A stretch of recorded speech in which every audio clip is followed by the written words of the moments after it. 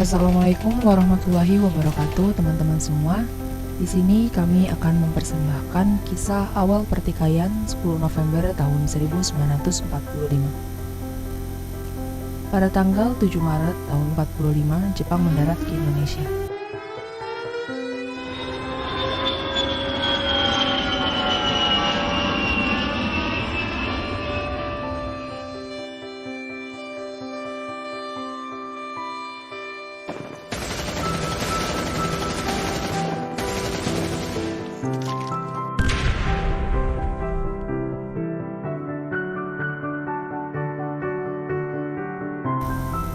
Mereka datang untuk memaksa Belanda menyerahkan Pulau Jawa yang merupakan pulau kekuasaan mereka pada waktu itu.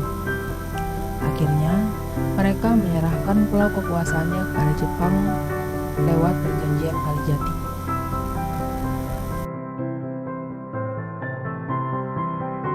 Tiga tahun berlalu dan Jepang menyerah dengan sekutu. Akhirnya, pada tanggal 16 Agustus tahun 45, para pemuda Indonesia menculik Soekarno-Hatta agar mereka menyebarkan proklamasi kemerdekaan.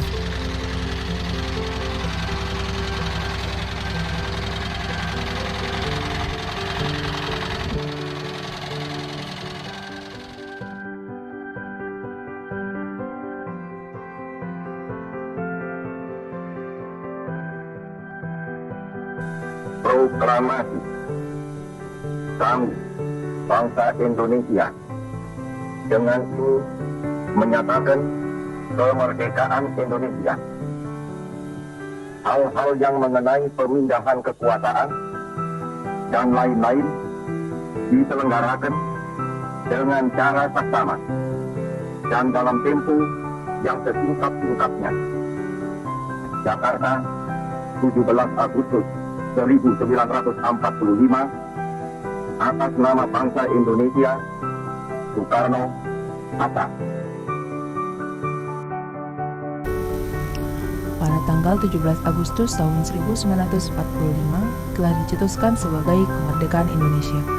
Setelah proklamasi dibacakan, Indonesia menjadi gencar menanamkan nilai kebangsaan dengan mengibarkan bendera merah putih. Akan tetapi, para sekutu tidak menerima kemerdekaan Indonesia.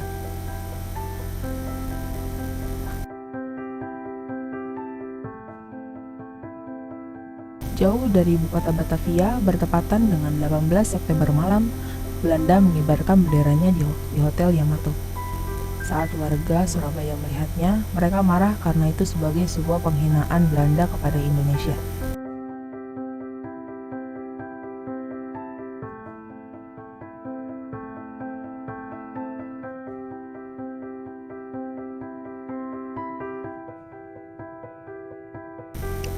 Sidik dan Haryono datang ke hotel bersama kerumunan massa. Mereka berdua berunding dengan Jenderal Plukman yang merupakan pimpinan AFNI. Di dalam ruangan, Plukman menolak mengakui kedaulatan Indonesia. Saat Plukman mengeluarkan senjata tepat di hadapan Sidik, dengan sigap Sidik mencekiknya dan berkelahi hingga tewas. Karena di dalam terdengar kegaduhan, para tentara yang mengawas di luar segera masuk dan menembak Sidik dan Haryono.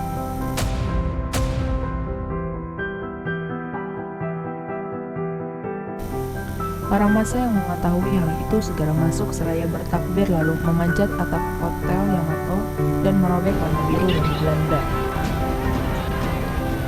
Pada tanggal 29 Oktober tahun 45, Indonesia dan Inggris sepakat melakukan gencatan senjata. Namun, berselang satu hari, terjadi gencatan di Jembatan Merah. Pasukan India yang dipimpin oleh Jenderal Malabi menembaki warga setempat sehingga terjadi bentrokan yang mengakibatkan Jenderal Malabi tewas.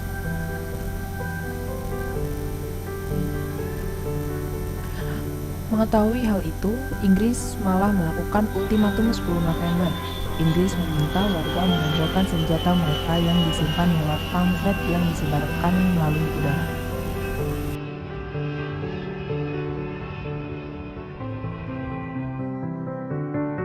Karena tidak ingin terjajah lagi, rakyat segera membentuk formasi gerakan yang terkoordinasi. Mereka mengangkat Surahman sebagai komandan pertempuran Surabaya.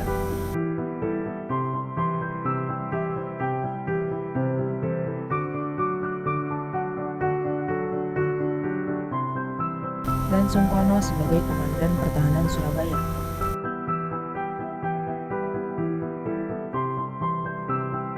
Dari situlah muncul semboyan merdeka atau mati.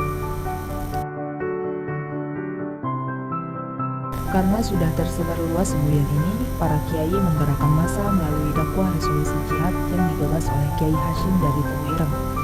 Para ulama lah yang menggerakkan gelombang santri untuk ikut pertempuran nanti.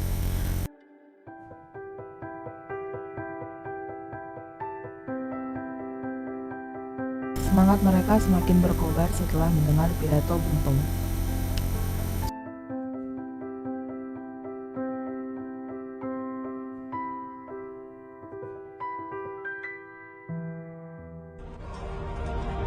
Bismillahirrahmanirrahim.